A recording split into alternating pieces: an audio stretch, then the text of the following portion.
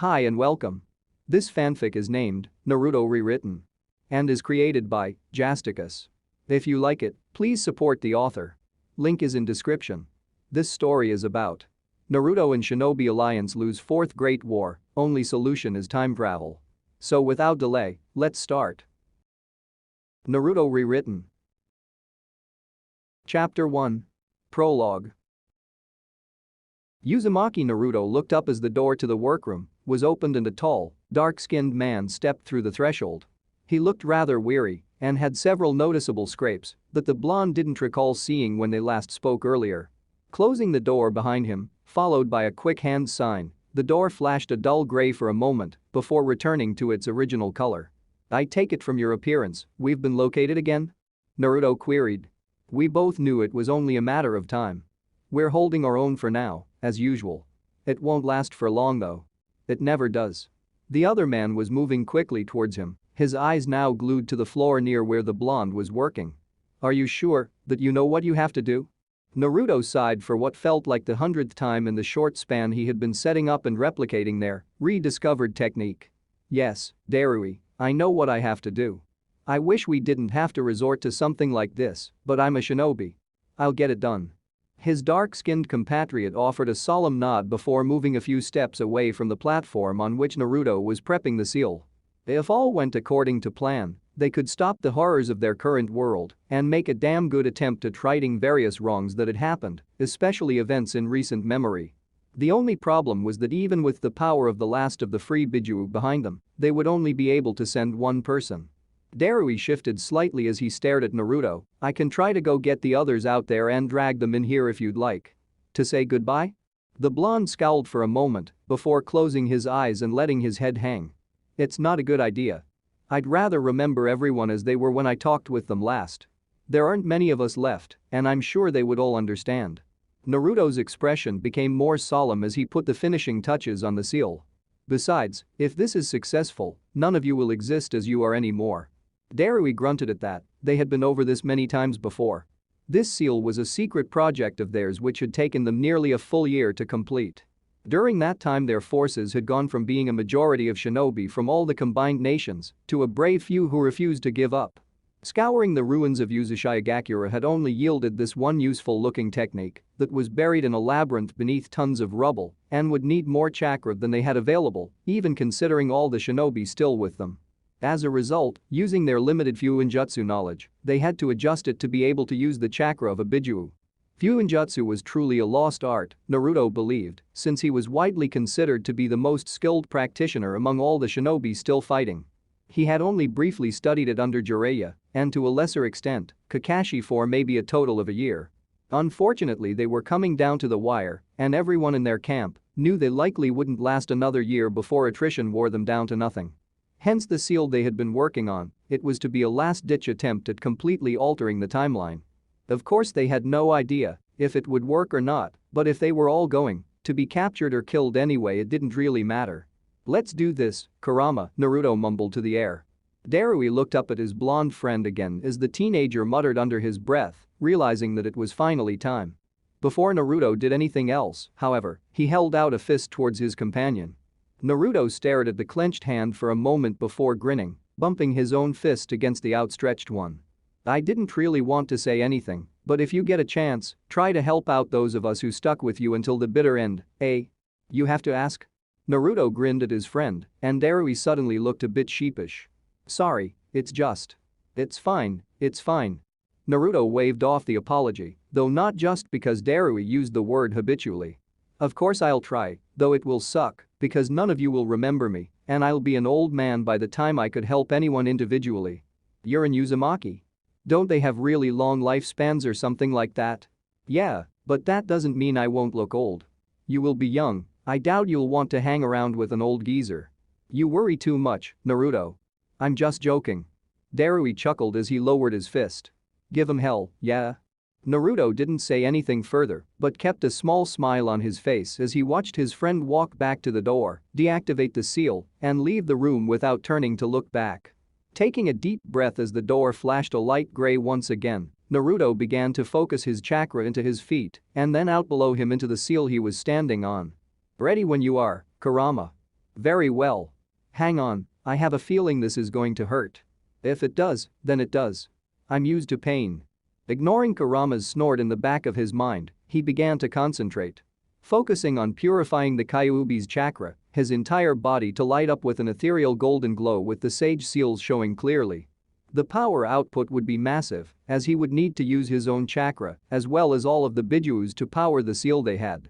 Shortly after calling upon Kurama's chakra, he felt the telltale signs of their bond start to show. Flashes of blue and red chakra flashed in the air, creating a golden glow, rather than what many might have expected to be a purple one. He suddenly felt exhausted as there was a bright light that began glowing at his feet. It kept getting brighter until it fully encompassed the room he was in. Even closing his eyes did not block the light. Suddenly it faded to black, then he knew no more. End of Chapter 1. Chapter 2. You do realize that when we go back, my consciousness will no longer exist within you. Naruto's head snapped to look at his lifetime companion. For most of his life they had barely been on speaking terms.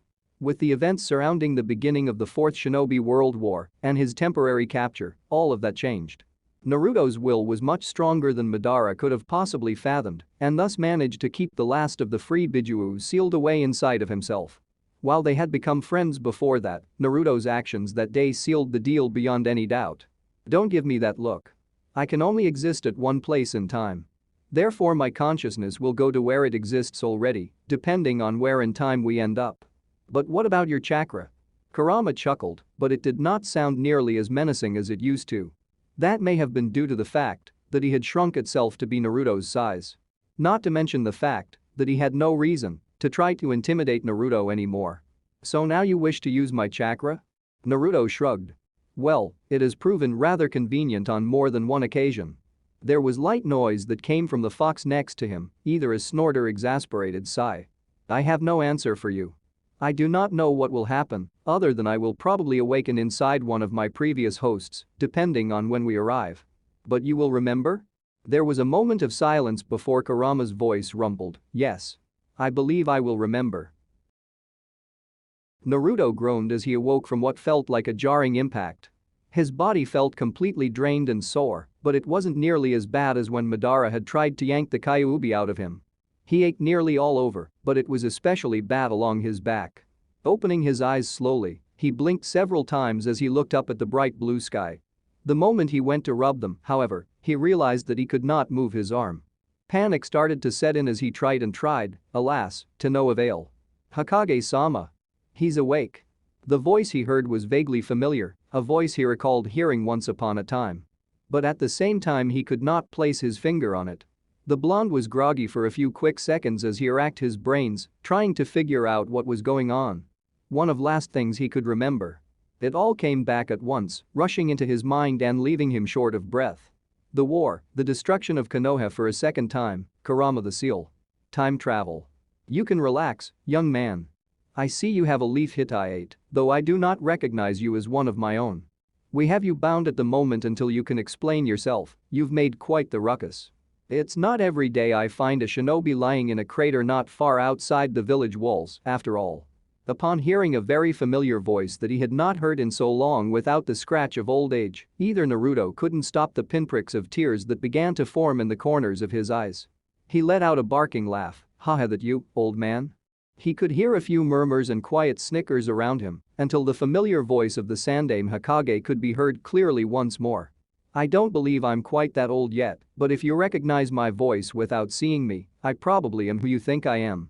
Naruto's lips quirked into a small smile. Sarutobi Hiruzen, the Sandaime Hokage. You would be correct. The problem does remain, however, that I do not know who you are. Naruto opened his eyes, letting the gathered teardrops run down the side of his face towards his ears. He was on his back and was now staring straight up at a cloudless blue sky. He wanted to blurt out who he was and what he was doing so badly, but he had already discussed the problems of doing that with both Kurama and Erui. Thinking about the Kyuubi caused him to take a second to check if somehow Kurama was still sealed inside him. It barely took a moment for him to realize that the consciousness of the Bijuu was no longer with him, exactly as it had told him, even if a decent amount of its chakra remained. While this discovery made his spirits sag a little, he still had a mission to accomplish. Somehow. "I have things I need to tell you," Naruto began, "but only you alone can hear them." "I'm afraid that is not possible." Naruto sighed internally. They had figured that would be a likely scenario. Unfortunately, all of their scenarios had not had Naruto captured the moment he arrived. Breaking out of his bonds would have been possible eventually, but he was too tired to even bother at the moment. Not to mention it would completely dispel any degree of established trust, existent or otherwise. Running through a mental checklist, Naruto began thinking of various offers, hoping that the legendary professor would agree to at least one of them and not simply dump him into torture and interrogation. The blonde had begun looking around, moving his head left and right. There were only a handful of Anbu around him, but not too close. The Sandaime was behind him, above where his head was resting, so he'd have to move his head about in an awkward manner in order to see the man. Other than that, he idly noted that he was in what appeared to be a crater in the middle of the forest. Whatever happened upon his arrival must have put Konoha into a state of alert. Are Jiraiya, Orochimaru, or Tsunade around? There was a moment of silence before the Hokage told him that they were out on village business. What about Hatake Sakumo? Even more silence followed until Saratobi answered him carefully, his voice beginning to show signs of aggression. "I'm not sure what your aim is, young man, but I'm not going to tell you about any of the shinobi in my care." Nodding to himself, Naruto figured that would be the case. He was trying to determine exactly how far back he had come, but that could probably wait until after he had gained trust, if that was even possible at this point. Gather one or two other people you trust the most and a Yamanaka that you trust as well. If you want to have others around just in case, that is fine, but I can only speak of what I know to those who you trust implicitly. You can keep me bound the entire time, if you wish. There were many moments of silence, but Naruto knew the Hokage was communicating with his Anbu as he saw many of them make hand signs that he had become very familiar with. They were going to move him into a structure nearby that was outside the walls of Konoha. "We'll be moving you someplace nearby, and I will gather those I trust most, like you say. I assume your desire for a Yamanaka is so that they can tell me if you are being truthful?" "Yes. If Inoichi is available, he's the one I would trust the most. But I understand if that is not possible." The Hokage hummed for a moment, then walked around to Naruto's side so the blonde could see him for the first time. He definitely looked much younger than when Naruto saw him last, before his death. "You should sleep for now, young man." Before he could understand what was happening, the Hokage had made a hand sign. Naruto's eyes focused on what seemed to be a couple falling feathers before quickly dozing off into a dreamless sleep. Some time later. Naruto wasn't sure how much time had passed before he had fully regained consciousness, considering it looked as if they were in some earthen bunker. The only lights in the room came from torches on the walls, and while they were bright, he didn't have the faintest idea if the sun was still up in the sky. He was just in one big room with a single door. Glancing around, he noted that Saratobi was in his full Hokage battle gear and was standing with his arms crossed as he chatted with a much younger-looking Shimura Danzo who was in traditional Jonin attire. In a nearby corner was a younger man who Naruto was barely able to recognize as a young, probably mid-teens aged Yamanaka Inoichi. The young man was currently writing in a notepad, otherwise oblivious to other goings-on in the otherwise empty room. Looking at his own situation, he became aware that his arms and legs were bound in iron to a large metal chair and that the bindings were lined with suppression seals, likely to keep his chakra down. They did, as he couldn't summon much, but they likely could not contain the regenerating chakra of the Kyuubi that he could still feel within himself or that of nature which gave power to his senjutsu. Trying to make himself a little more comfortable, he leaned forward and stretched a bit, which seemed to immediately gain Danzo's attention. "Hiruzen. He's awake." That was enough for the Hokage to quickly look at him, as well as for Inoichi to stop what he was doing and stare at him too, albeit somewhat nervously. "I'm afraid you've awakened faster than I expected. The last person I called on has not arrived yet." Naruto tried to shrug, but with his arms securely fastened, it probably didn't look like much more than a twitch. "It's fine. I've got nothing but time anyway." That caused Hiruzen to chuckle, if nothing else. "Indeed. Do you have a name I could call you?" "You can call me Naruto for now. I'll tell you my clan name once I know you trust me a little bit." "Very well, Naruto. That sounds fair." There was barely a moment of silence before the heavy door to the room opened and another older-looking male walked through the door. At first, Naruto held the brief spark of hope that perhaps Kakashi had actually survived and made it into the past as well, but that idea was immediately quelled when he realized that the man actually seemed to be taller than he remembered Kakashi being. And his hair didn't appear to defy gravity like his sensei's did. The man nodded at both Danzo and Hiruzen, then his gaze wandered over towards where Naruto was bound. There was no spark of recognition in the man's eyes, not that Naruto was expecting one. "Very well, Naruto. Since we are all here now, perhaps you can appease a bit of my curiosity and tell me if you know who everyone in this room is." Naruto nodded slowly, then moved his gaze from one person to the next, saying all of their names. The three that had never met him previously all looked at him with various degrees of surprise, from Inoichi's utter confusion, Tsukumo's stony face of indifference, to Danzo's very slight eyebrow twitch. "So now that we've established that you know who all of us are even without us saying a word about our identities, perhaps you can now answer us as to why you appeared outside of Konoha's walls in the middle of a large crater. You wear the insignia of the Uzumaki and have a leaf hit I-8, but as I mentioned previously, I have never seen you before in my life." Naruto sighed and let his head droop, then chuckled. "You probably won't believe me, which is why I ask you to bring a Yamanaka. But I'm from the future." There was an eerie silence that fell over the assembled group until Danzo leaned towards Sarutobi and whispered a few words that Naruto couldn't quite catch. The Hokage nodded, then asked another question. "Exactly. How far into the future, Naruto?" "It depends on when it is now. I was born a little over a year after the end of the Third Shinobi War. I'm 19 now, so it's been at least that long since the end of that war." Sarutobi looked at Danzo, then at Tsukumo, and waited for both of them to nod at him in turn before facing Naruto once again. "Sand and Rock have had a few skirmishes recently, but there hasn't been any declarations as of yet. The second war ended a scant few years ago. It seems we are right to prepare for another one." The blonde nodded slowly. "Sand won't be much of an issue early on and later allies with us, but Konoha didn't get involved until a lot of the battles between Sand and Rock happen in rain. Konoha will have to declare to protect our minor nation allies of Waterfall and Grass, and while Rock uses a small amount of their forces to keep Sand occupied, they start to focus on us. We also have a few skirmishes with Kumo, but nothing like during the Second Great War." Danzo's rough voice, not nearly as rough as Naruto remembered from the few times he heard it, but it was still somewhat gravelly, posed the next question. "If you were not alive during that time, how do you know the specific details about what happened?" Naruto gave the war hawk a sharp glance. "History is written by the victor, isn't it?" That got a chuckle out of the three grown men in the room, all of them offering nods of varying degrees. Danzo even smiled a bit, which is something he didn't ever remember seeing before, not that he had many memories of the man. "So we win, then?" Naruto looked at Tsukumo, who was currently giving him a kinder stare than he expected from anyone so far in this time period. "Yes, we win. Though I think I should keep as much secret about that as I can until the information is needed. This way, if as little as possible changes, I'll know what's coming, and we can prepare." Sarutobi didn't look too enthused about Naruto withholding any information, but both Danzo and Tsukumo seemed to think that was the best course of action, if their respective smirk and smile were any indication. Instead of speaking further, Sarutobi motioned for Inoichi to come forward. The younger man did so. Naruto wasn't too sure of Inoichi's current age, but he looked to be in his mid to late teens. "Naruto, I can only begin to guess that you know of Inoichi in the future. As my first amount of trust that I will extend to you, I have called him here. Since you asked for him, that means you know what his capabilities are, correct?" The blonde nodded, then focused on the Mind Walker. "I'll try to concentrate on my most recent memories, especially ones where I remember talking to you in the future. It should make it easier, right?"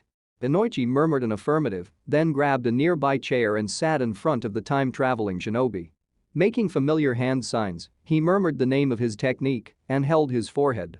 After having someone to share his mindscape with for so long, Naruto knew exactly what it felt like to have someone rooting around in his head.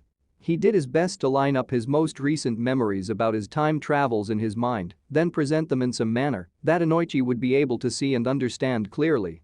It didn't take nearly as long as he thought it might, as Inoichi appeared to be very skilled even now. What barely felt like 2 or 3 minutes later, Inoichi suddenly inhaled sharply and gave Naruto a rather solemn look, then immediately turned to face his Hokage. "He's telling the truth, Hokage-sama. I saw quite a few of his memories, and they all match up. I did see what looked to be yourself in the future, as well as myself. Could they perhaps be carefully constructed memories? Inoichi shook his head. They are in the part of his mind where the rest of his memories are, and not things like daydreams. Anything he speaks of did happen. I see.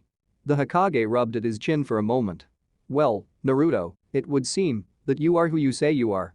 Though I am unsure if that is good or bad. What could have possibly possessed you to travel back in time? Naruto frowned, looking at the old Hokage that he remembered, other than the fact that now the man didn't look nearly quite as old as he used to. We lost the Fourth Great War. What? How?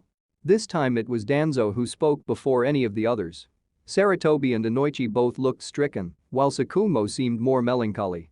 We lost because of a lot of internal strife and issues after the near death of the Goddamn Hokage. We didn't have the necessary leadership during the beginning of the war effort, and most of our initial efforts were stalled. Madara managed to control all except one of the Bijuu, and with no Senju to oppose him, the United Shinobi Army was gradually worn down and whittled away through attrition. All of the men in front of him paled as he began to talk, and there were gasps at the mention of Madara. He knew if nothing else, that would get their attention. Stopping Madara was his #1 objective, after all. I came back in time to stop Madara. He's a power-hungry madman that believes he alone has the right to rule the world because of his eyes. His final plan was to put everyone in the elemental nations in a genjutsu so that he would control our lives so that there will be peace, even if it is a fake one. All of the nations banded together against him because none of us wanted to live our lives as puppets. Do you have a plan for stopping him? Everyone turned to look at Tsukumo, and Naruto noted that it was the first words the man had spoken the entire time. Unfortunately, that's what I came to the past to figure out. I need to get stronger somehow in order to stop him. We figured that if I could also somehow help make Konoha and our allies stronger in the past, it would be more able to stand up against him in the future. Danzo and Tsukumo both nodded slowly, though Sarutobi seemed to accept everything Naruto was saying with a grim smile. Naruto continued, there are some things that I can tell all of you, however there are probably other things that I should only pass by the old man first before we decide on what to do. Agreed. Sarutobi accepted that, appearing relieved and ignoring Naruto's latest old man comment. Tsukumo and Inoichi both nodded, the latter probably believing he wouldn't have any say on what was to come anyway. Danzo, on the other hand, didn't look terribly happy but still seemed accepting, much to Naruto's curiosity. He didn't have much interaction with the man before, but he'd heard plenty from Sai after the temporary Hokage's death. The Hokage made a gesture, and much to Naruto's surprise, Inoichi moved forward and began to release the bindings that held him attached to the chair. As he was doing that, Tsukumo talked for the second time. So, Naruto, what was your ranking in the Konoha of the future? Naruto shrugged and grinned, officially? I don't think I ever made it above Genin, at least not on paper. That's it? Why was a mere Genin trusted with such an important job? Danzo's exclamation seemed to surprise Hiruzen, who quickly shot his friend a strange glance. Because I was the last leader of the United Shinobi Army. Danzo continued speaking, undaunted, while we can have Inoichi verify that you are, that merely deflects my question. If you were in fact a Genin, why was someone of your rank placed in charge? The blonde chuckled as he stood up for the first time, rubbing his wrists and forearms. He glanced at Inoichi quickly before speaking towards the others present. I know I trust Inoichi, but do you want him to hear what I have to say? It's fine. Very well. Naruto took a deep breath, then stared straight into the eyes of Sarutobi. My name is Uzumaki Naruto. The third Jinchuuriki of the Kyuubi no Yauko, the first full master of Toad Senjutsu, the unofficial Rakudame Hokage of Konoha, and the third supreme commander of the United Shinobi Army of the Elemental Nations. End of Chapter 2. Chapter 3. Present time. What do you mean you can't locate him? Aren't you guys our best censors? Several men and women cringed under Naruto's stern gaze. Jonin General Kakashi had taken on a risky operation to eliminate one of the Bijuu statues in hopes of freeing the Bijuu and reducing the Tobi's power. Unfortunately, Naruto was beginning to believe the whole thing was a trap, as only a few members of the expedition had made it back, stating Kakashi had remained behind so that they could get away. Naruto had since sent out a few censors, but none of them could find a trace of Kakashi's chakra. Damn it. Naruto cursed as his fists banged against the top of a nearby table. He noticed a few of the shinobi flinch out of the corner of his eyes, so he sighed and rubbed a hand back through his hair. I'm sorry guys, it's not your fault. This is just very frustrating. Dismissed. They all bowed and quickly moved away from him, lest they have to face his indirect wrath again. On occasion Naruto found himself wondering if his sanity was starting to slip, considering he was now one of 2 remaining generals of their army that was no more than a pale shadow of its former self. They were losing this fight, it was easy to see. He knew it was probably time to consult with Darui about that seal they found again, especially since Kakashi was gone. It was now or never. Meanwhile in the past. Here. Naruto caught the Anbu mask that was tossed to him and looked at it curiously. What is this for? The current Hokage chuckled briefly as he moved to sit behind the chair in his office. Well, I was thinking we can't just have you appearing out of nowhere. So I conferred with both Danzo and Sakumo for a while, and we came to the conclusion that it would be best for you to be at least recognized as an Anbu. This way any history we make up for you would seem plausible, and we can claim you have been under my service the entire time. In case anyone asks where you have been, state that the mission is classified, of course. If anyone with clearance asks, just say that you have been doing research into this Toby character who claims to be a second coming of Uchiha Madara, as you explained to us yesterday. If they have any further questions, point them to me. Naruto shrugged. Sounds good. Also, since I'm an orphan, so should we just continue with that? I was thinking about telling my parents who I am, but as I think about it more, I don't think it would be a good idea. Sarutobi nodded slowly. If you're already familiar with being an orphan then it makes no sense to change. I'm assuming since you brought it up you would be able to tell them now? Yes. I know who they are, but I don't know if they are really close to each other yet or not. My father is the willed the Yondaime Hokage. Namikaze Minato. Hiruzen's eyes went wide before his whole face adopted a knowing look. Ah, I see. I thought you resembled Minato a bit, but I was not certain. It could prove problematic when we see the 2 of you next to each other, I'm afraid. Naruto absent-mindedly rubbed at the back of his neck. Yeah, I didn't think about that. Any ideas? We could just chalk it up to coincidence. Though if you continue to use the Uzumaki name and claim you are an orphan, you could very well make a believable reference to the fact that you and Minato are distantly related. I would suggest talking to him about it first, though. How old are you now? I'll be turning 20 next month. That's even better. Sarutobi nodded as he reached for his pipe. He is only 17, therefore even if you did somehow have the same parents, as he is an orphan also no one would be able to confirm one way or another. I understand. The Hokage nodded again, tapping the end of his pipe against his desk and then using a small kaiten jutsu to cause the contents at the end to smolder. After taking a few puffs, he looked at Naruto again. So, your mother is Kushina? Naruto blinked for a few seconds, surprised. How did you know? You were wondering before, but I can confirm that she and Minato are nearly inseparable whenever they are out in the village.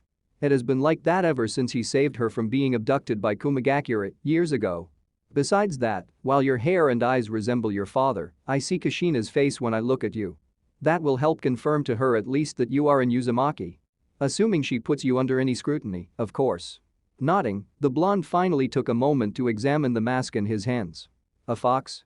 You did say you were the Kyuubi's 3rd host, correct? I thought it would be fitting. Chuckling, Naruto nodded and let his hands fall to his sides. Is there anything else you need from me or want to know? 2 things. Is the Kyuubi still in you now, and have you been an Anbu before? Naruto nodded slowly and unzipped his dull orange and black jacket. Pulling one of his arms out from the sleeve, he lifted up the short sleeve of his mesh shirt underneath, exposing the Anbu tattoo. As for the Kyuubi, I still have his chakra, though his consciousness is not in me anymore. It seems like the chakra is regenerating too, so that means I can still use my abilities, but I'd rather avoid using any, unless it's an emergency. The Kyuubi itself is probably back inside my mom, though it agreed not to say anything to her until I initiate contact. He briefly considered using Kyuubi's name in front of the Hokage, but decided against it in the end. He'd let Kurama share his name with whomever he wanted to. Here is an item warily for a moment, probably not used to anyone being on speaking terms with a Bijuu, least of all the Kyuubi. I see. In any case, we'll leave you solo for now, and I'll try to start fitting you into operations with other Chunin and Jonin. But I'm still a Genin. Hiruzen chuckled. Not anymore you aren't. I'm assuming it was just a circumstance of the time when you lived that you kept that rank. But for someone who has the experience of being a Hokage as well as a general and leader of the United Shinobi of the Elemental Nations, if you expect me to overlook that and keep you doing D and C rank missions? Not happening. Naruto simply chuckled, looking sheepish. It would be like a vacation for a little while. I know, but I'm sorry. Even though you just came out of one war, we're going to be entering another one soon. You know this as well as I do. I understand.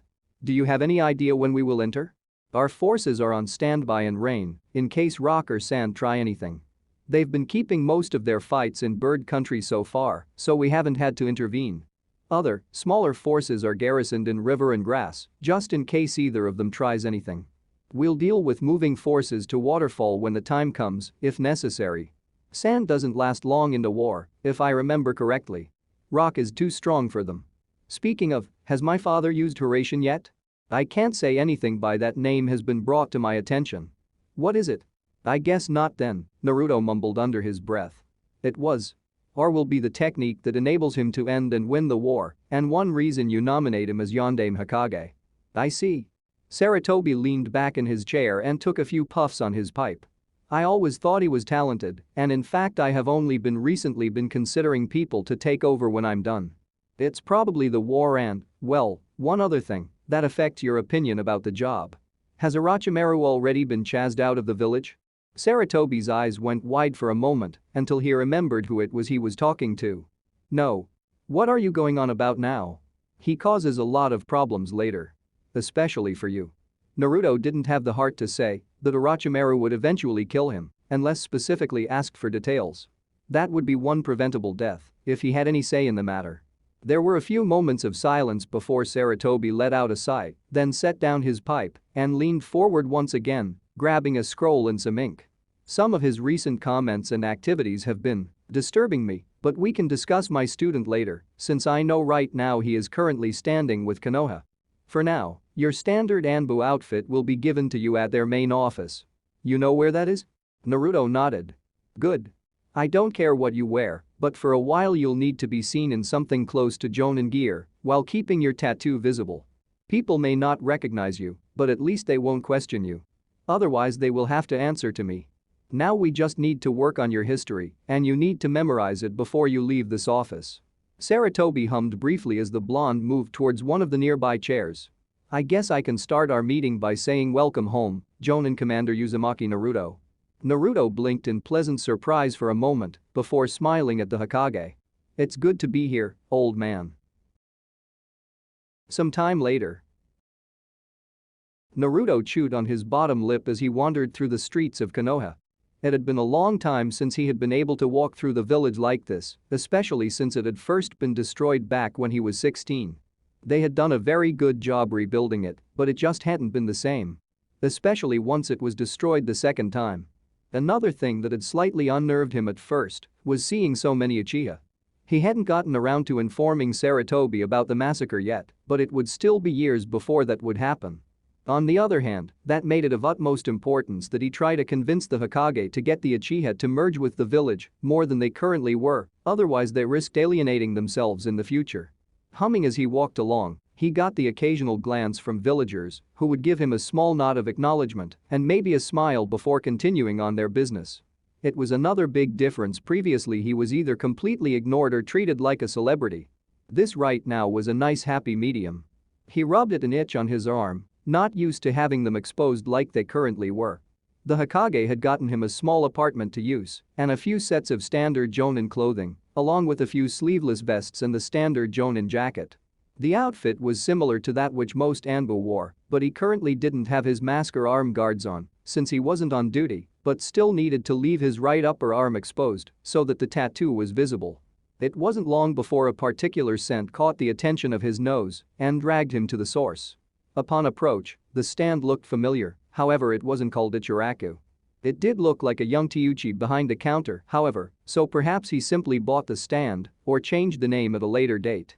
Not wasting any time and making sure he still had his money pouch that the Hokage had given him, the blonde entered the stand and quickly sat down. Barely a second later Teuchi was willing to take his order. One miso ramen, please. Of course. Just a moment. Naruto leaned his arms on the counter and smiled, closing his eyes as he simply basked in the atmosphere. He normally would have ordered more, but didn't want to spoil his visit. It had been so long since he had any ramen, and he wanted to enjoy this first bowl again. Other than that, he simply wouldn't have enough money. Yet. Wow, fancy meeting you here. So Hokage-sama let you go? Naruto opened his eyes and turned in the direction where the voice had come from. Only to come face to face with the one and only Namikaze Minato. What were the chances? Yeah. How did you like our little act? Was it convincing? Naruto tossed the other young man a small smirk before looking back at Teuchi, who was currently filling his bowl. He was amazed with his own ability to keep a mostly straight face upon seeing his dad. If he hadn't met his father previously in his mindscape, he probably would have been acting like a fanboy right at the moment. Luckily, he had grown up in leaps and bounds during the war and knew how to keep a straight face when he really needed to. It was perhaps a bit easier to deal with than it would have been otherwise, considering he was currently older than his future father. Act? Minato's head tilted to the side slightly. You mean that whole thing was staged? Naruto nodded, turned his head to wink at Minato, then faced forward again as he watched Teuchi come over with his bowl of miso ramen. Smiling at the chef, the blonde thanked him, then immediately dug in, completely ignoring Minato in favor of his food. Hey! Come on, don't just leave me hanging. What did you mean about it being an act?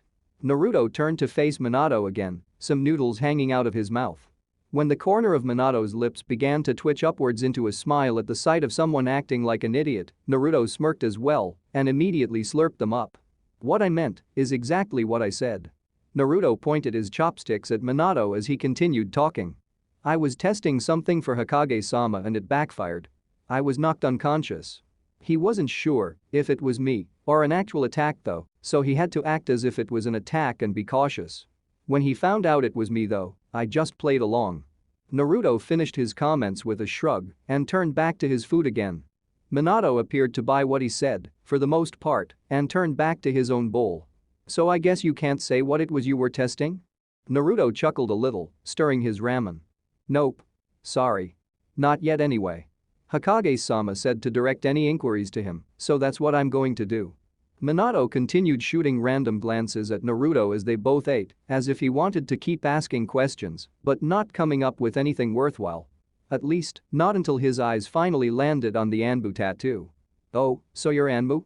I've done a few things with them, but haven't joined up. Are you out of the village a lot? Naruto nodded slowly, then finished off his bowl and set it down. All the time. It's nice to be able to sit down and just enjoy myself in the village instead of constantly running errands for Hokage-sama. So you don't run missions with others, then?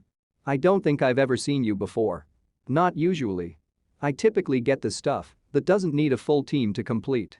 With the way I was trained, I'm pretty much a one-man army. I don't really need to be paired with anyone. It sucks because I don't meet a lot of people or have any friends, really, but I love my home, so I'll do what's asked of me. The short speech brought Minato up short for a moment, but it didn't take long for a small grin to form over his face. One-man army, huh? I wouldn't say no to making another friend. Want to spar sometime? Naruto snorted, waving off the offer of another bowl from Teuchi at the same time. Buttering me up so you can steal all my kick-ass moves? Friends sure, spar no thanks. What? I would never do that. Naruto simply gave Minato a look out of his peripheral, only to see the other teenager actually giving him a hurt look. With a sigh, Naruto shook his head. He was wary about getting too close too fast. If I manage to get some free time, I'll consider it. I usually don't have any free time at all. Minato's demeanor instantly changed as his face morphed into a warm smile. Excellent. If Hokage-sama has you doing special assignments, you must be good. Most people are afraid to spar with me now because I always win. Naruto knew what that felt like all too well. Well then, I hope you're prepared to lose. Ha. We'll see. Oh, by the way, I knew I'd find you here. Naruto blinked as Minato suddenly disappeared, hidden by a large curtain of deep red hair.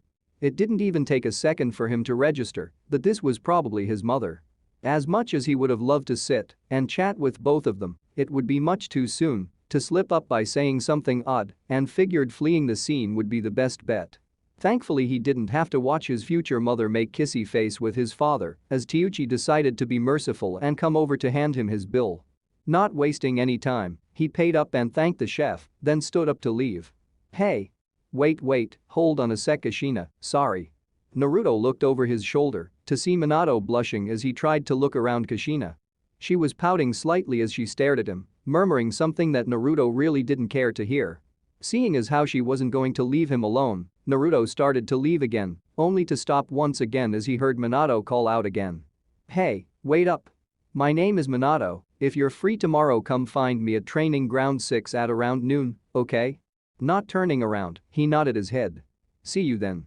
My name is Uzumaki Naruto, by the way. Nice to meet you. As soon as he finished speaking, he leaped up to the roof of the stand and then up and over again to the building next door. He heard his mother gasp after he said his name and wanted to introduce himself to her, but not when she was hounding all over his future father like that.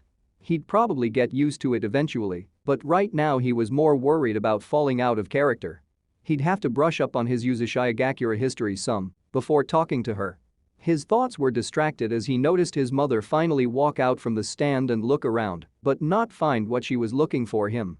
Shaking her head slightly, Naruto noticed as she placed her hands on her hips for a moment and looked down, then turned around and walked back behind the hanging cloth of the stand. Time to go study. She'd probably be hounding him after his spar with Minato tomorrow. End of Chapter 3. Chapter 4. Present time. I wish Hiro-Sennin was here. He'd have this whole thing changed over in no time. Yes, he would. Unfortunately, he hasn't been around for a long time, so we'll have to make do with the limited knowledge of the three of us. Naruto sighed as he ran a hand through his shaggy hair. Darui, Kakashi, and himself had been taking turns every day trying to reconfigure the seal they found in the ruins of Uzumaki, one which Naruto believed was for time travel, while the other two were skeptical at best. Kakashi was worried about even attempting it and didn't want to waste time thinking about using it since it needed what they estimated to be the chakra of more than 100 shinobi with decent chakra pools. And that was just to get it started. They had no idea how much it would need to actually do anything. Their only chance at actually making it work was for them to adjust it so that it could use the chakra of a Biju, like they were doing. The only problem is that it was taking so long and their forces were getting smaller every day. Naruto's Fuinjutsu training had progressed slowly and he didn't even truly start until after the war had already started. The saddest part was that of those not caught in the Red Moon Genjutsu, he was the most knowledgeable person they had. Kakashi? Do you think we can pull this off? The fatigued general rubbed at his stubble-covered chin and sighed. He had stopped bothering with the mask long ago. At least it felt like it had been forever. I hope so, Naruto. I really hope so. Meanwhile in the past. You heard what I said. He's another Uzumaki. So you believe this man's words without question? Kushina pouted, looking at her friend as they walked side by side towards the training grounds. It was a little past noon, so if this other Uzumaki person was at all punctual, he should have been sparring with her boyfriend for a while now. Of course I question it. I just got caught up in the excitement of another Uzumaki being in the village. There used to be a lot of us until the Second War. Everyone who was in Konoha went home to defend it, only to be killed. I just had a feeling that some had managed to flee and survive somewhere. Kushina's friend, Uchiha Mikoto, looked at her companion with obvious sympathy. Are you still upset about not being allowed to go there? Of course. If I had been there with the Kyuubi, Uzumaki would still be here today. We've been over this. You were 12, Kushina. They wouldn't risk you. The Redeed simply growled but did not comment further. She knew they had made the right choice by keeping her in the village for the duration of the Second War. It was likely that Kumo attacked them for that very reason. Granny Mito was on her deathbed and they had to pull the Kyuubi out of her. It would take years before Kushina was able to use even a fraction of the Kyuubi's power, and Kumo must have known that. Uzumaki was attacked and wiped off the map in less than a week. There was no time for Konoha to get adequate forces there in time to help defend. Even if she didn't know exactly who her parents were, she saw the Uzumaki clan as her extended family. To know that they were all gone really hurt. But now there was someone in the village who claimed he was also an Uzumaki. The problem was that he had blonde hair, when a large portion of the Uzumaki she remembered had red hair. Of course, there were a few with different hair colors like blonde and brown and black, and there was even one strange girl with dark green hair who she remembered seeing now and then, But they were definitely the minority and typically married in. It was the same thing with the Uchiha and the Hyuga, or most large, established clans for that matter. "Hello, Kushina? Are you listening?" The redhead snapped to attention, offering Makoto a sheepish look. "I'm sorry about that. I was just thinking about the past." The raven-haired woman nodded slowly. "I understand. Just pay attention to where you're walking. You almost ran right into that tree a few paces back. I wasn't about to stop it from happening." That would have been funny. For me, yes. It probably would have hurt you. I'd still laugh at myself for being an idiot." Makoto snorted and shook her head, a wan smile stretching across her face. "I can only imagine when you have kids what kind of knuckleheads they are going to be." As if on cue, there was a crashing noise that came from the trees above the two women. A moment later, two black and yellow blurs fell to the ground near them and stopped when one of them began to yell out, "Whoa, whoa, whoa. Time out." The blonde that Kushina faintly recognized as the man from the ramen stand yesterday was crouched on the ground right in front of them, with Minato slightly crouched behind him and a triple-pronged kunai in each hand in a reverse grip. Upon further inspection, both of them were breathing heavily, though the one with whisker marks on his cheeks seemed a lot worse for wear, if the messy state of his clothing was any indication. "Why are we stopping?" Minato's back was to the two women, so he likely hadn't registered they were there yet. Naruto chuckled. "We have innocent bystanders here now. I don't want these two lovely ladies to get caught in our crossfire." Minato's eyes went wide and then pale as he finally whirled around and registered that Kushina and Makoto were standing there, looking at the two boys. "Ah, Kushina. I'm sorry, I didn't even." "Makoto-chan too? I was so focused on fighting, I haven't been able to spar like this in so long that I..." He didn't get to finish as Kushina walked over and gave him a quick peck on the lips. "It's fine, Minato. I know how you get when you find something or someone that intrigues you." Minato blushed very slightly and nodded, but chose not to say anything. It didn't take long for Kushina's focus to shift from her boyfriend to the new arrival. She quickly noted that he was the tallest one among them when he finally stood up. Not only that, but he had the same hair color and eyes as her boyfriend, only his face wasn't quite as chiseled. It was more rounded. Those marks on his cheeks too, they definitely stood out, but in a cute sort of way. "So, are you really in Uzumaki?" The new arrival in front of her merely shrugged his shoulders and gave her a small grin. "Well, Hokage-sama has pretty much raised me since as far back as I can remember, and he always said I was in Uzumaki. He said my mother was from Uzumaki and died serving Konoha, but he doesn't know anything about my father.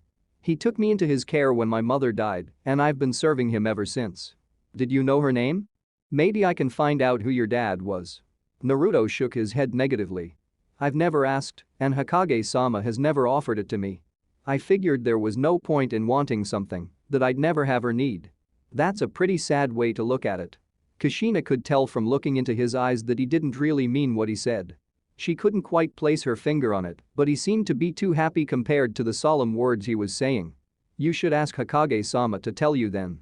I bet I could find out more about her." "Oh really? How would you do that?" She didn't think he really looked smug as he said that, but from the twitch of his lips and the light in his eyes, it was almost as if he was goading her, as if he was privy to some joke that only he heard or knew about. "I happen to be in Uzumaki as well.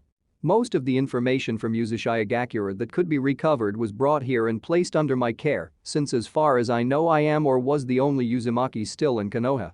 Naruto seemed happy, but not in a way she was expecting. Instead of immediately agreeing to go ask the Hokage about his mother, he simply shrugged.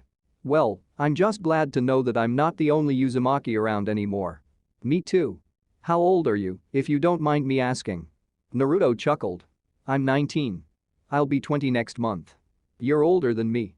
Kushina offered Naruto a mischievous grin. "Since you're all the family I have left, that means I get to call you a Nikki." Naruto's face went completely blank before he burst into laughter. He was laughing so hard that after a few seconds he bent over, clutching at his stomach. Looking up briefly to see the pout on Kushina's face, he started laughing even harder. "What?" Kushina began to whine. "I've always wanted a big brother. Why are you laughing?" Naruto's laughs eventually began to subside, and he chose to lean against a nearby tree for support as he wiped at his eyes. Haha, nothing, sorry. It's just you were so serious 1 minute and then the next you started calling me a Nikki. I just wasn't expecting that. You seem to have accepted me rather quickly, too." The Redeed accepted this explanation, though she had since placed her hands on her hips and stared at him expectantly. "I'll go verify your story with Hokage-sama the next time I see him. Otherwise I don't care. This is just too exciting, so can I?" Chuckling briefly yet again, Naruto nodded a few times as he slowly pushed himself forward again, away from the tree. "Sure. I'd be honored if you called me that." "Yay." Kushina gave him a big smile, then promptly ran over and gave him a quick hug. It was a little awkward for both of them, and she had already pulled away before he could even consider returning the gesture. Giving him a small wink, she then turned around and started fussing over a very slightly roughed-up Minato. Naruto just crossed his arms over his chest, smiling as he watched the interaction, completely unaware of the other person nearby until she cleared her throat and began speaking. "So, you now have a new little sister of sorts. You seem pleased, though I can tell you from experience she will be more trouble than she is worth." Naruto blinked as he turned his head to look at the speaker. His eyes settled on a very attractive young woman, probably around his age, if he had to guess. She had long black hair that was currently held up in a ponytail and very dark brown, nearly black eyes. As he looked at her, Naruto realized that she reminded him of someone, but he couldn't quite place it. She appeared to be amused at the interactions from before, and her voice held a teasing tone to it. "Is there something on my face?" Naruto blanched, waving his hand quickly in dismissal. "And no. I'm sorry, I didn't mean to stare. You just sort of reminded me of someone, and I was trying to figure out who." "Huh. I thought it was just Kushina. Do you Uzumaki always tend to space out a lot?" Naruto nervously scratched at the back of his head. "Not that I'm aware of. Sorry again." "Whatever." The woman waved her hand dismissively, though there was still a small smile on her face. "As for looking familiar, my father is the head of the Uchiha clan." She made an obvious glance at his exposed upper arm and the tattoo on it, "so if you are in fact Anbu, you've likely seen him often. That's probably where the familiarity comes from." Naruto nodded to her. He had recognized that she was an Uchiha by the fan symbol that was on her casual shirt, which just so happened to be in the middle of her chest. It was hard to pry his eyes away, as he had a healthy appreciation for the female figure. His godfather taught him the things he should not do, and number one was letting your eyes wander when talking to a woman when it wasn't appropriate. Unless she asked you to, of course. From the brief glimpse he had been able to get before talking to her, even if she was an Uchiha, it was obvious she was very attractive. It really was too bad that he was trying to remain as detached as possible from society so he didn't mess up the timeline too badly. Still, there was nothing stopping him from being polite. Trying to keep his eyes focused on her face, he offered the woman a grin. "Well, I should probably drag Minato back into our spar that I stopped. It was nice talking to you. I'm Uzumaki Naruto, by the way." The black-haired woman's smile turned into a smirk. "I know who you are, Kushina couldn't stop talking about you on the way here. I'm Uchiha Mikoto, heir of the Uchiha clan. Perhaps we will speak again. Bye for now." As she offered a wave, before turning and calling out for Kushina, Naruto hoped that she didn't see his face pale after he heard her name. While he didn't recall ever meeting her before, the name was one he easily recognized. He had just been checking out Sasuke's mom. That was just plain wrong on so many levels. Right? Hokage office. Sarutobi sighed as he rubbed at his forehead. Reports had been coming in that skirmishes between rock and sand had been becoming even more numerous over the last week.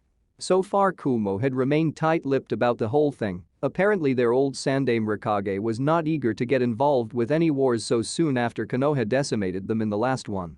Mist appeared to be caught up in the middle of a civil war that had broken out. They lost their Nidaime Mizukage near the end of the Second Great War, and there were two people claiming to be the Sandaime Mizukage, if the reports were to be believed. The two claimants had caused a civil war of sorts to break out. Each had the backing of a different group of people, those with bloodlines and those without.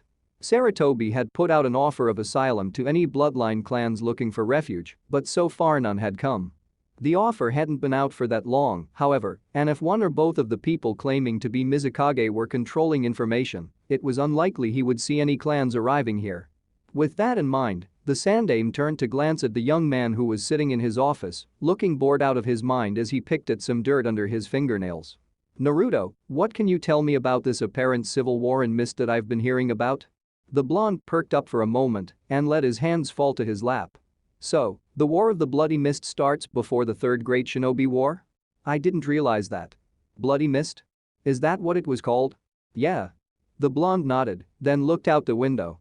No one really knows much about it, but we do know it lasted through most of the Third Great War. After the Second Great War, the mist has always been closed off from the other nations for some reason, and any information we got was usually delayed, so there were no accurate records about what happened when over there. They finally came out of isolation when they got their goddamn Mizukage right before the Fourth Great War, but they were also the first country to completely fall. We never did get much information about them as a result. Unfortunate. Hiruzen looked over a few sheets of information spread over his desk, various reports from around the nations, and let out a small sigh. I was thinking about sending a team in to spread word in Water Country that we're offering asylum to any clans looking to escape the civil war. In fact, I already had a team in mind, led by Hataka Sakumo. What's your opinion on this? Naruto knew that the Hokage wasn't asking for an opinion, he was actually referring to Naruto's knowledge of the future and if this particular decision would have any impact. In my time, we didn't have any different clans than there are now. But if I'm remembering correctly, I know why. Are you able to say why?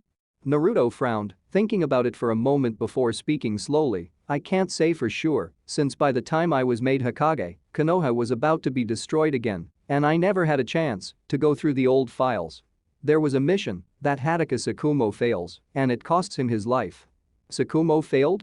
While not in the realm of impossibility, I find that very hard to believe he has an impeccable mission record. It was Naruto's turn to sigh as he gazed at his hands. Saying he failed may not be the best way to say it. His team was captured during the mission. He had a choice between completing his mission and abandoning his team, and he chose to save his team and abandon the mission instead.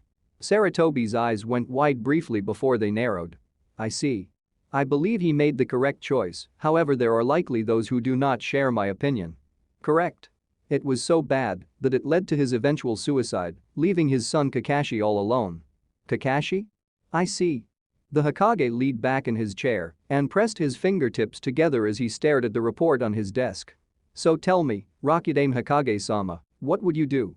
Naruto settled back into his chair as he watched the Sandame start to shuffle through some papers. This would be the third time Saratobi Hiruzen had referred to Naruto as the Hokage. Whenever he had done it previously, he had followed the blonde's instructions to the letter and so far had gotten perfect results. Granted that both times it was about Orochimaru and his laboratory locations, but they had to find some common ground to start on. Hiruzen hadn't made a move against his wayward student yet, but was stockpiling evidence for the future and likely hoping that he could sway the man to stop what he was doing. Now it seemed the current active Hokage wanted him to give some input on what to do with his personnel, which was a first. Is Sakumo a Jonin commander?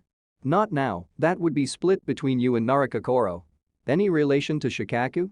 Saratobi nodded. His mother, but she claims she wants to retire soon. The Second Great War burned her out, apparently. I was thinking about who to replace her with. Let her step down if she wants and give the position to Sakumo. That will keep him here in the village. I will take any missions that he normally would have gotten, so this way he will be around for his son later. I don't know how this will change Kakashi, but hopefully for the better. Sakumo is an ally that I'd like to have around when I need to face Tobi again, assuming nothing else happens to him. Towards the end of the Third War, Shikaku can be promoted to what he was in my time. Hiruzen nodded. If this is a mission that Sakumo would have failed, what makes you think you aren't too valuable to perform it as well? Naruto simply sighed and rubbed at his forehead. While I'm not invincible, I am very nearly immortal thanks to the Kyuubi's chakra in me, combined with Uzumaki longevity. I know how to purify the Bijuu's chakra and make it even stronger. Not only that, but I'm a sage. Not to sound terribly arrogant, but I doubt there is anyone alive right now that can stop me. If I find Tobi, Uchiha Madara, or whatever name he decides to go by, I will not hesitate to chase him down and kill him. The current Hokage scrutinized Naruto with a careful gaze. Noting how serious Naruto was, he slowly nodded. Very well. But I'm still sending a team with you, just in case.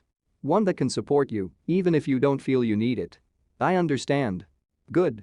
Now, I have some ideas, tell me what you think of them from what you know. End of Chapter 4. Chapter 5. Naruto Memories. Naru, SHHH, Sakura-chan.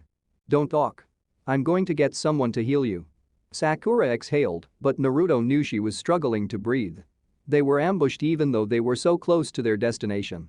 Someone had to have seen all of the explosions from their camp. He had been throwing around Rasengan after Rasengan as well as tossing explosive kunai all over, not showing any mercy to their ambushers after Sakura had been injured.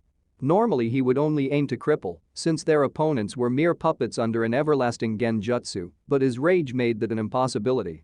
While he was trying to make some space for them to fight, an enemy had come out of a shadow and struck Sakura in the back of her chest with a sword, running her through.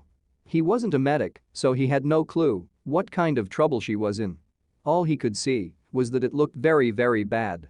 So bad that she couldn't concentrate to heal herself, though considering the mission they finished she was undoubtedly running on fumes anyway.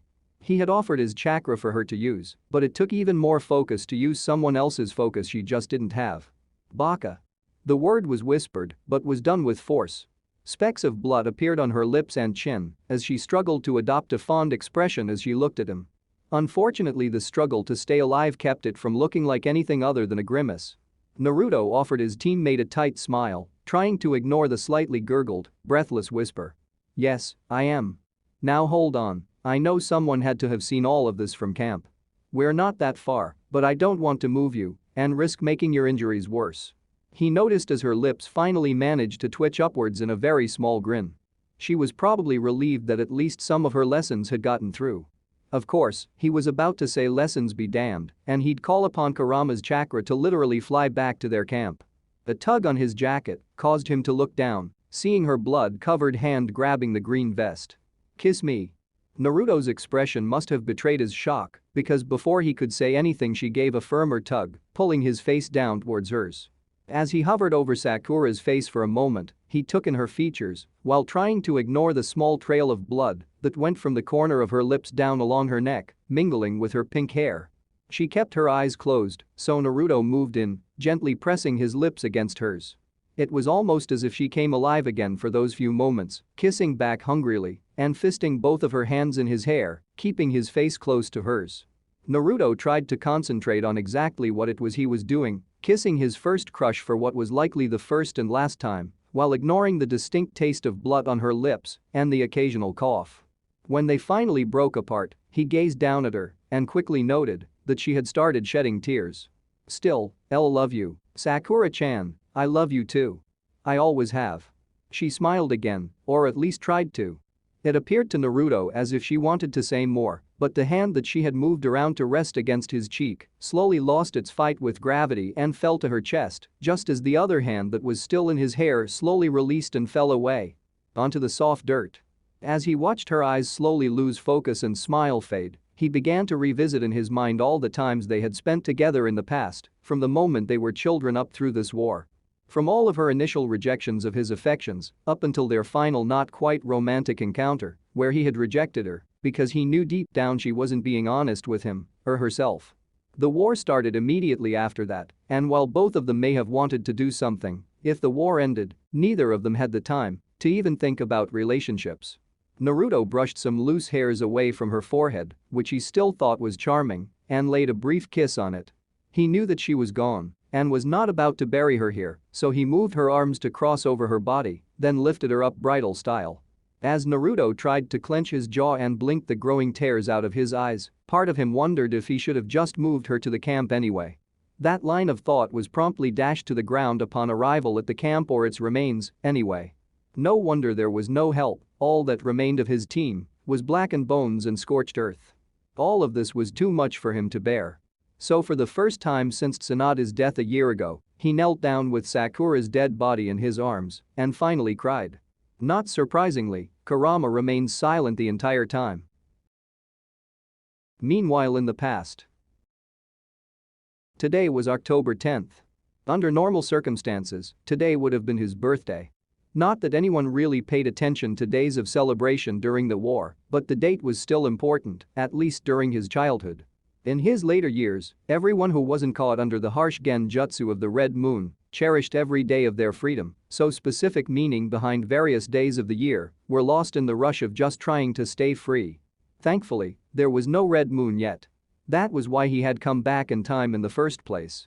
The Hokage had him sitting in on meeting after meeting, trying to figure out what they could change without it altering everything Naruto knew of the future. As for the day of October 10th, before the Kyuubi was freed on the outskirts of Konoha, it was quite an unremarkable day. Since the only people who knew that today was his birthday were the Hokage, Danzo, and Yamanaka Inoichi, he sincerely doubted that he'd get any well wishes or presents from anyone like he used to. Therefore, while it was his birthday, it was also just another only thing that made this particular October 10th stand out was that Sarutobi had asked him to summon a few people to his office, those who he was planning on assigning to one of the missions that Tsukumo was going to have, but Naruto was taking over. The Hokage had decided not to send any of the original members he had planned on and instead was going to place shinobi on his team that should be able to support him better if he was in fact a one-man army as he claimed. Naruto stopped his thoughts as he came up on the outskirts of the Uchiha compound. The area was rather large, even larger than he remembered from when he was younger. Admittedly, it may have been the same size, he didn't really pay much attention because Sasuke lived there alone after his entire clan was killed. Neither he nor Sakura really felt like hanging around in that empty area.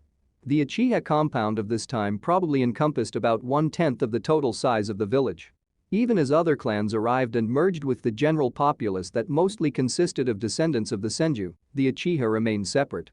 As to why, Naruto could only guess.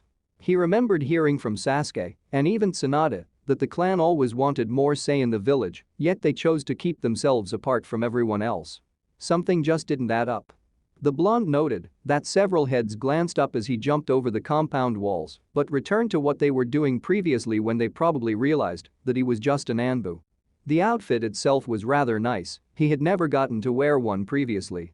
Or never chose to, mostly his typical clothing suited him just fine for as long as he could remember.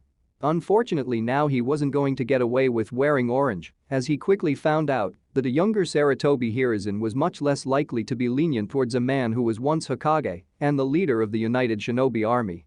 He had found some dull orange fingerless gloves, however, so he wasn't completely without the color that meant a lot to him. The Hokage didn't comment about them either. Arriving at his destination, Naruto landed in the front porch area and promptly knocked on the front door of the large house. Sasuke's house certainly looked a lot fresher compared to how he used to remember it. But that did make sense, since he was just about a quarter of a century in the past. The door was answered faster than he had been expecting. A young servant girl, judging by her appearance, her eyes went wide when she saw him standing there.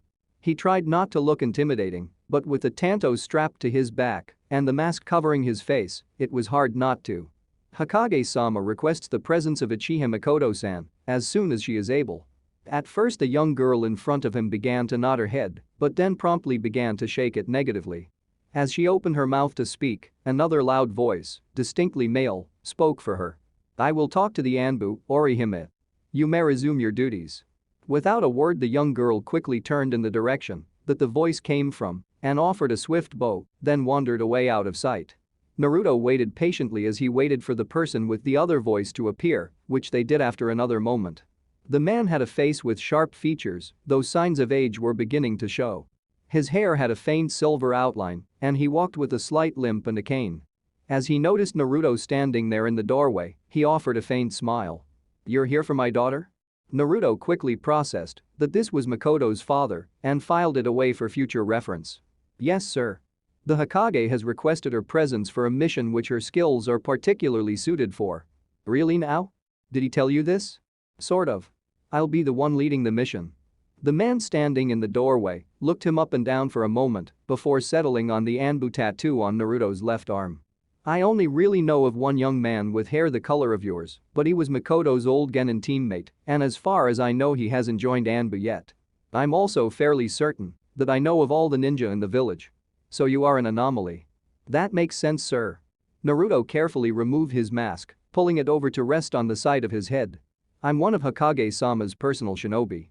I'm usually out of the village on long-term operations. My name is Uzumaki Naruto. If you want to know more, I'm sure Hokage-sama would tell you." "And Uzumaki, huh?"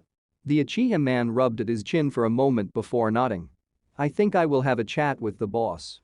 Anyway, my daughter is with her fiancé, Fugaku. They had a reservation at a restaurant nearby."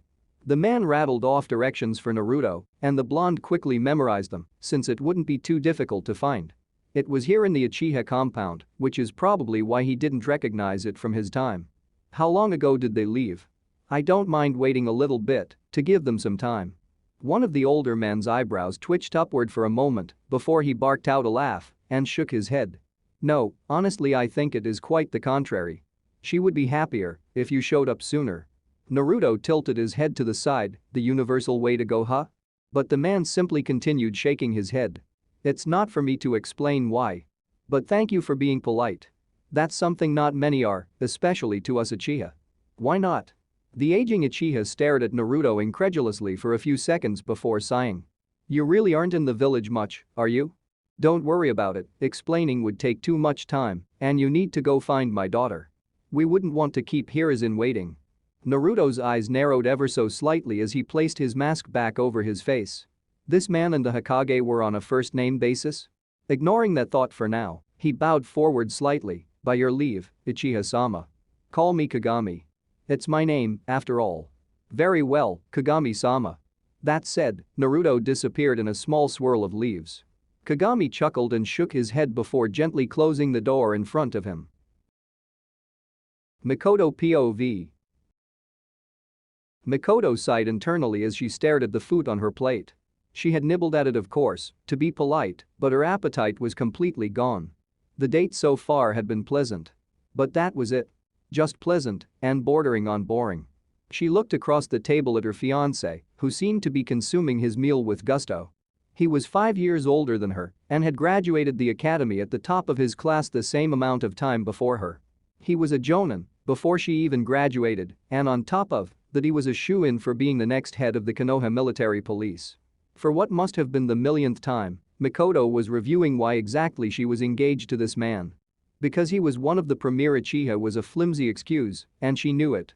However, her father approved of the choice, and so did the Uchiha Elder Council, so their wedding day was very nearly set in stone. They were nice enough to let her choose, or at least it seemed that way. The problem was she didn't know what they'd do if she gained interest in someone who wasn't already an Uchiha. The only thing that would stop it now was if she somehow got cold feet or found someone even better, but she was no coward, so backing out for no reason was not something she would do. As for someone better, the only other person she would ever have considered was Minato, but he was already spoken for. She wasn't about to betray her friendship with Kushina. She watched as someone walked by their table, likely another jonin that Fugaku knew, since they began chatting amicably with each other. At least the other person was chatting with some enthusiasm. Fugaku was just sitting there, stony-faced, responding occasionally. If there was one thing she could change about Fugaku, it would be to have him stop being such a stick in the mud emotionally. Sure, he knew how to get the job done, and while that was great, he had no personality. She grew up around people with tons of emotion, and it made her the same way. Both her father and mother got along great with virtually everyone she knew, and she was on a genin team with Namikaze Minato and Akamichi Taichi, both of whom had strong but fair temperaments. Not to mention her jonin sensei was Jiraiya of the Densetsu no Sannin. You'd be hard-pressed to find someone with more character than him. Even if it was of the more perverse nature. Of course, Minato was a lot quieter when they were younger. It wasn't until Kushina got her claws into him that he really started to open up. Now, speaking of personalities, she was best friends with the bloody habanero.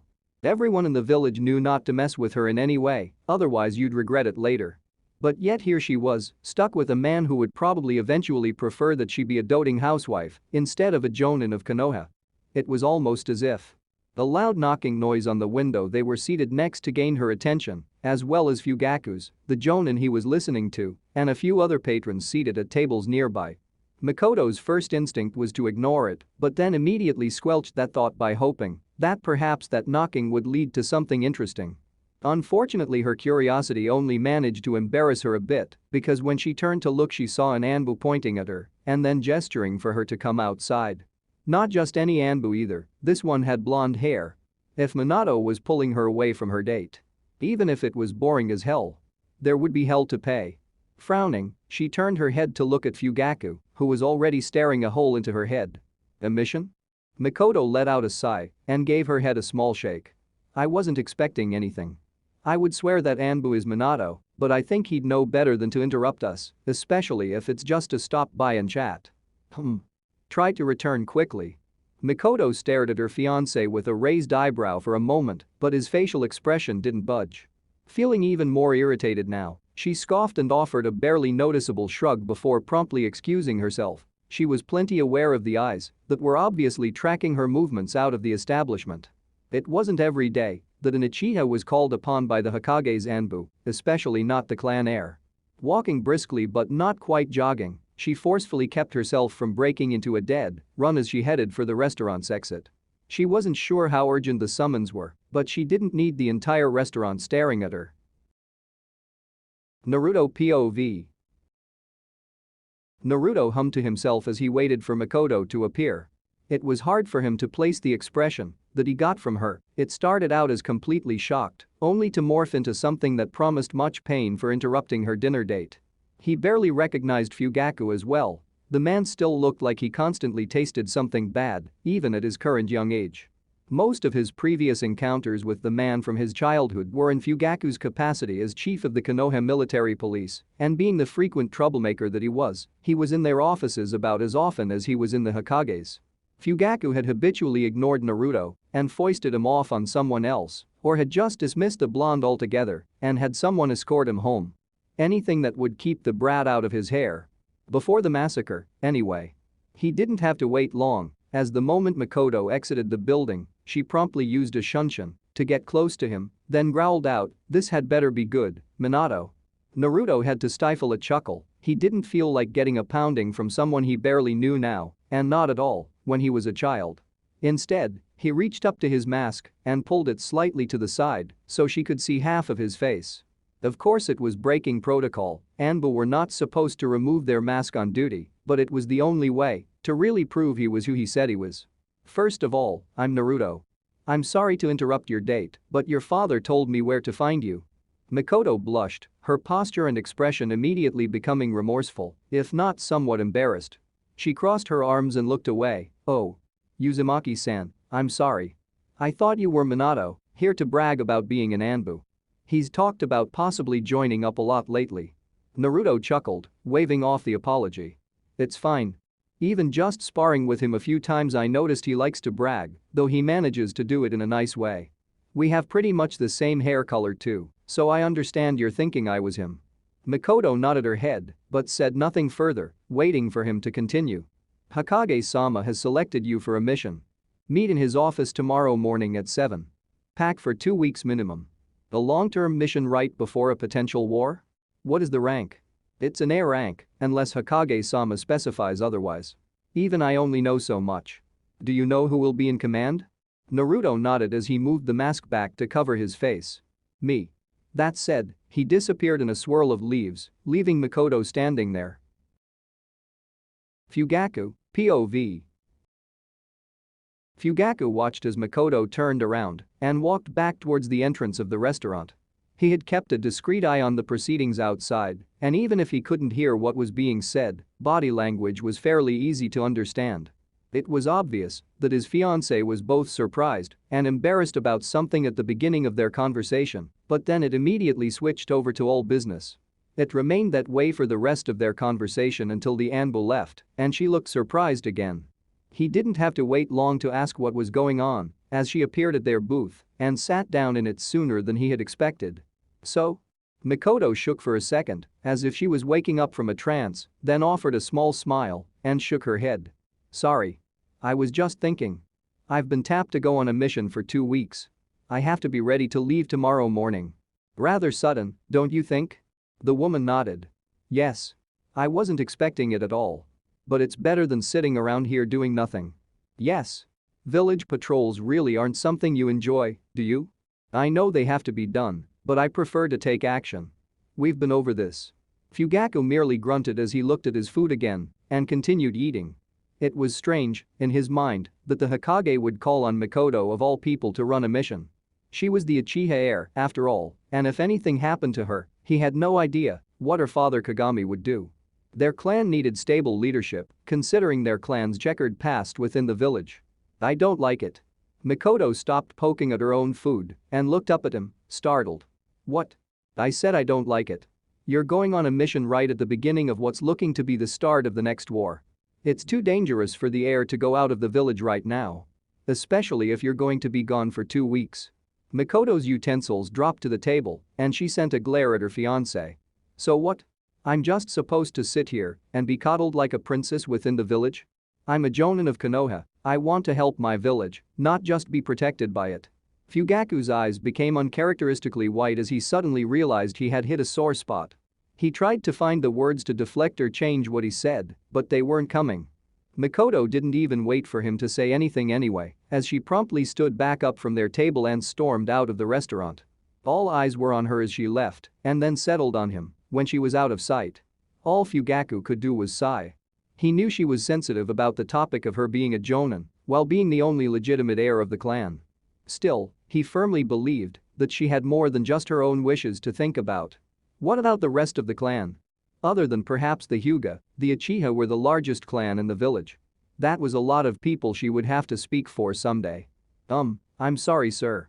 Did you want anything else? Fugaku eyed the waitress for a second before shaking his head. No, I'm fine. Thank you. Very well. Here is the bill for the meal. Thank you for your patronage. The waitress handed him the bill and then moved over to another of her tables. He looked at it, then over to Makoto's mostly untouched meal, then back to the bill again before frowning. She could have at least paid for her portion if she wasn't going to eat it. End of chapter 5.